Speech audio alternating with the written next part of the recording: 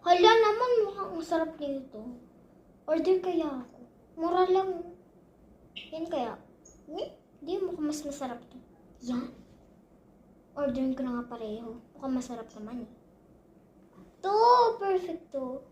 Ay, perfect combo to. Masarap nito. Yan, masarap. Hala, nagkikrave na ako. Order kaya ako pareho, tatlo. Ang sarap naman pala na itong egg sandwich. Perfect! O-orderin ko ito lagi-lagi. Sarap! Sana lagi ko na pala in-order. Sarap pala. Naiuuhaw ako.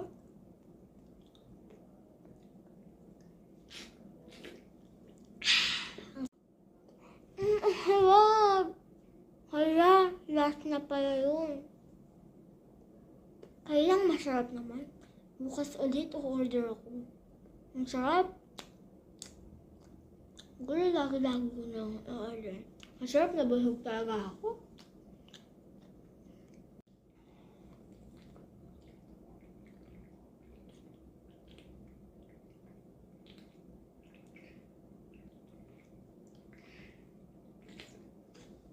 Alam, sarap naman pala nito.